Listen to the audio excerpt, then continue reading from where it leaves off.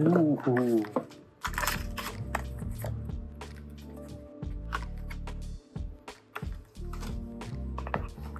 Oh yeah, I like that. I like this a lot. Very neat. I like it. See the. Let's see the. So this,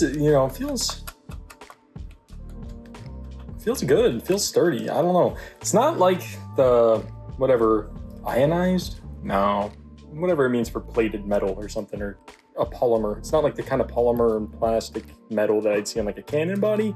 But I still really like the feel of it. Definitely definitely better than what you get at like a 99-cent store, I'd say. You know. Let's check out this bad boy. Let's see strap. Oh yeah, no, that's good. This is good. Some good quality nylon there, whatever the hell this is. Good stuff. I like it. I like it. Let's see how this buckles. Yes.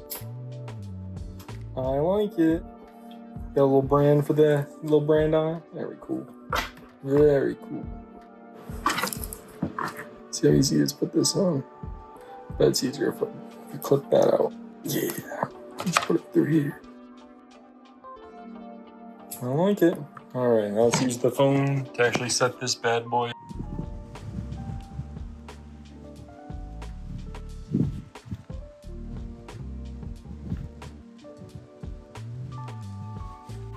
Good boy.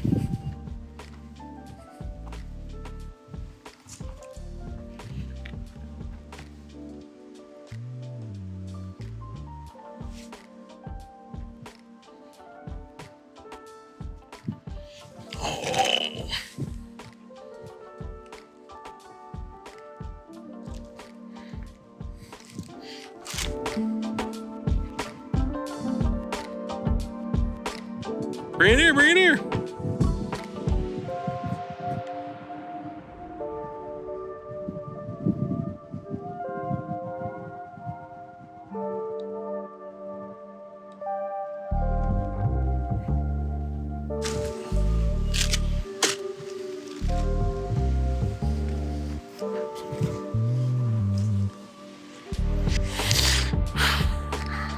I turned off the proxy, it's just really laggy. I wouldn't normally always have to make a proxy for something like this, but I wanted to fine tune, scan the footage better, but geez, this is really laggy.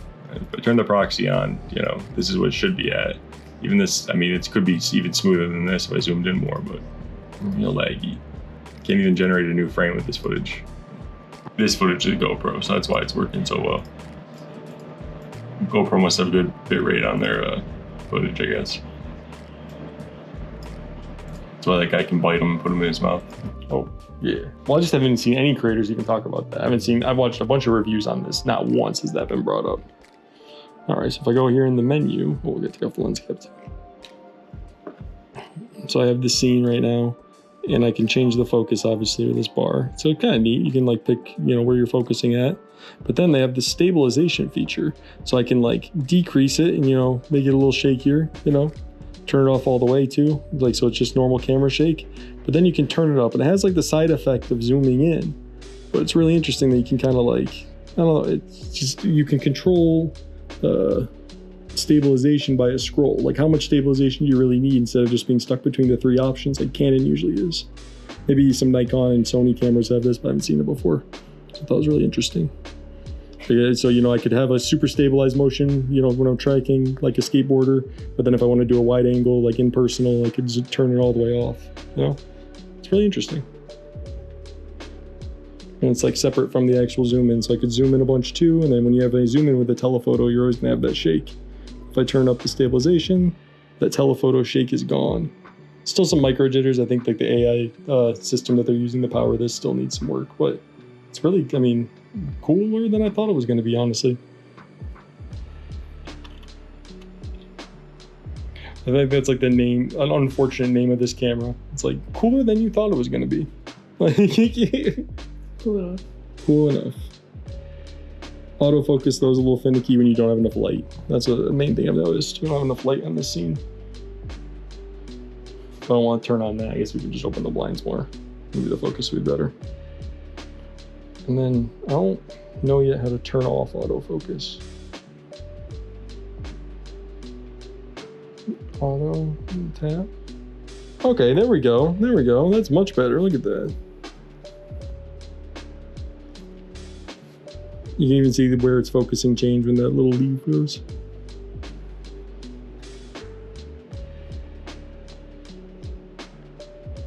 And a little rangefinder so I can see how it's going to look in the full frame there. It's weird. As a rangefinder is typically black and white. I don't really know that.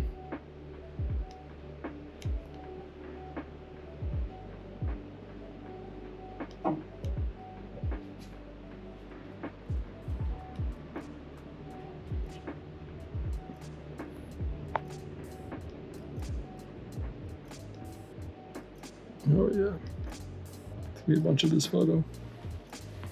Man, look at that! Look at that quality. It's excellent. That's like a half of the picture. Super good. No, hardly any grain. I don't really see. I don't know what my ISO's at here. It looks like it's got to be at like 400, 800 or something. It's good.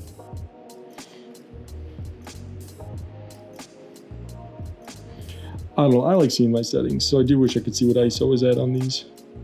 You're gonna see the EV value, which you'll want closer to 0, so it's better. Or not better, you know what I mean, grainy, less grainy. You can set your timer the way you want. It's pretty cool.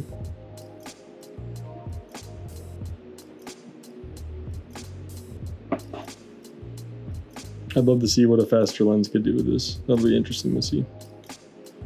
Like a wider aperture than 3.5, that'd be cool.